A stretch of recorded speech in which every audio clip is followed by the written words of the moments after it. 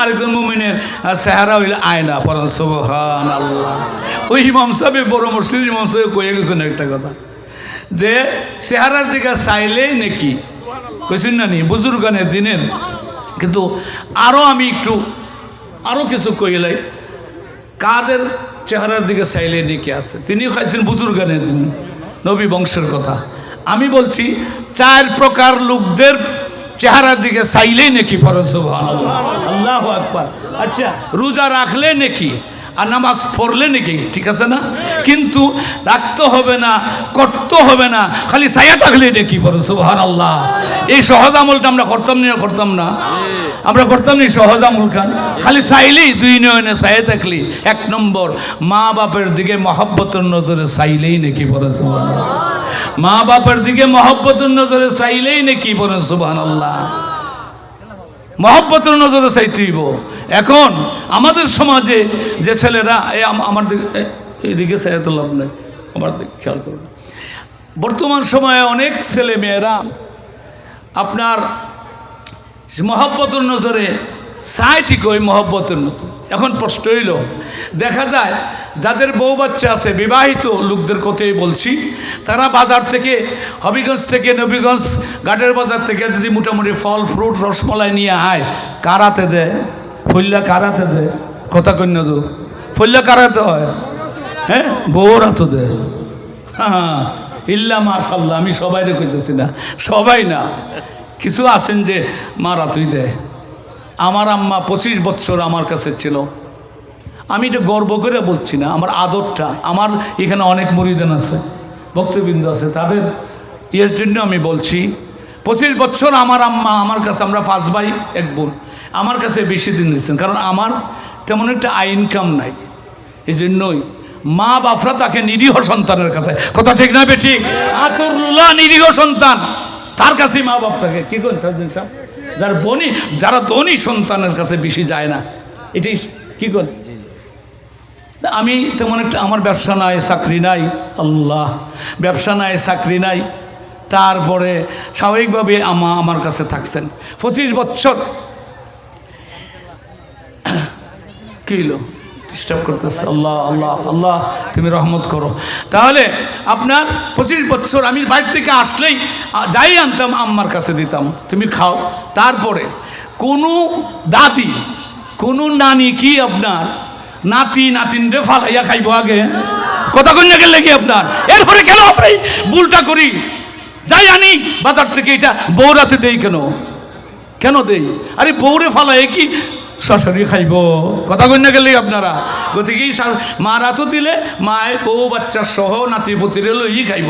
আমি যেটা দেখেছি আমার মায়ের জীবনে, আলহামদুলিল্লাহ আলহামদুলিল্লাহ, আম্মা কোনোদিনই আমার বাচ্চাদের রাইখা খাইছেন না। আল্লাহু আকবার আল্লাহু আকবার। এই আদরটা কমাইলেন, আমার অনুরোধ যারা আমার ভক্তবৃন্দ তারারে বলছি, সবাইরে বললে তো এটা কেমন হইব, বউর প্রতি মহব্বত ভালোবাসা তো থাকবই, রসমালাই আইনা দালাইলা। এখন প্রশ্ন হইল আপনার মা বাবার দিকে মহব্বতের নজরে চাইলেই নাকি। এখন রসমালাই আইনা যদি আপনার বউরাতে দেন আর মার দ্বারে গিয়ে এখন আম্মা সরাইলে সাবে কইয়া গেছে তোমার দিকে ছায়া থাকতাম, ছায়া থাকলে হইব এইরকম মা হইলে একটা চর মারব গালটার মধ্যে, কথা ঠিক না বেটি। সরাইলে সাবে কইছেন কিনা এমনি ছায়া থাকতে, রসমালাই তোর বউর কাছে কইব না এই কথাটা, এত না, আপনি মহব্বতের নজরে চাইতা। দ্বিতীয় হচ্ছে ওলামায়ে কেরামের দিকে আপনার তাকাইলেই নাকি পড়ে সুবহানাল্লাহ আল্লাহু আকবার আল্লাহু আকবার। আর যারা হজ যায় উমরাত যায় নজরুল কাবা শরীফের দিকে চাইলেই নাকি পড়েন সুবহানাল্লাহ। এখানে গিয়ে তো নামাজ পড়ে তাওয়াফ করে আল্লাহুম্মা লাব্বাইক লাব্বাইক লা শারীকা লাক লাব্বাইক আল্লাহু আকবার, তাওয়াফ করে কাবা শরীফ হাত রেখে তওবা করে সুমা দে, গুনাহ মাফ হয়ে যায় পড়েন সুবহানাল্লাহ। না কাবা শরীফ এগুলো কিছু করার লাগতো না, লাগবো, কিন্তু অবসর সময় কাবা শরীফের দিকে চাইলেই নাকি পড়েন সুবহানাল্লাহ আল্লাহু আকবার। তৃতীয় হচ্ছে আপনার কোরআন শরীফ পড়তে জানি, আমরা পড়ি না, কথা ঠিক আছে নি। এখানে যারা আছেন অনেকের দেখেন বাড়িতে থাকার মধ্যে কোরআন শরীফ, কিন্তু আমরা অনেকেই পড়ি না, ঠিক আছে না। তেল সুরা আল্লাহ দাইছে আছে না, সপ্তাহে একদিন পরিষ্কার করে করে কি করে না। দেখা যায় কোরআন শরীফ আছে পড়ে না, আর যারা কোরআন শরীফ পড়তে জানে না এরা তো পড়েই না, নাকি তা পড়েনি? আরে পড়ে যারা জানে কোরআন শরীফ পড়তে জানে এরাই তো পড়ে না, আর যারা পড়া জানে না এরা তো পড়বেই না। না, কিন্তু এখানে কিতাবে আসছে যে কোরআন শরীফ পড়তে জানো না আবার পড়ো না, আবার পড়তে জানো পড়ো না। কোরআন শরীফ ওযুর সাথে জোহরের নামাজ, মজরের নামাজ, মাগরিবের নামাজ, যে কোনো নামাজ পড়িয়া আপনার ওযুর সাথে যখন তুমি কোরআন শরীফ ফেলাইয়া খালি সাইয়া থাকবে আল্লাহ আল্লাহ, তোমার কালাম, তোমার সূরা ফাতিহা আল্লাহ, এগুলো বলে সাইয়া থাকলেই নেকি লেখা হইবে। পড়ুন সুবহানাল্লাহ, আল্লাহু আকবার।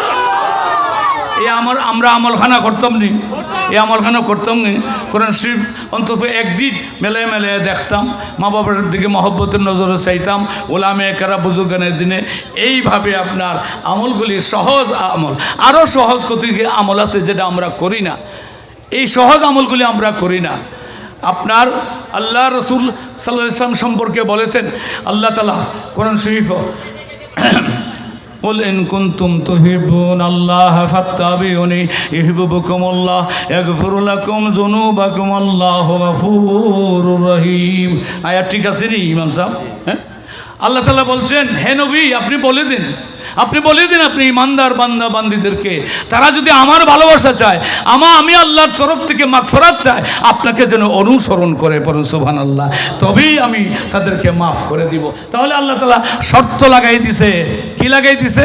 শর্ত লাগাই দিছে যে নবীজির অনুসরণ করলে, নবীজির সুন্নত মোতাবেক চললে, জীবন গঠন করলে আল্লাহ তাআলা হাসরের দিন মাফ করে জান্নাতে দিব। পড়ুন সুবহানাল্লাহ।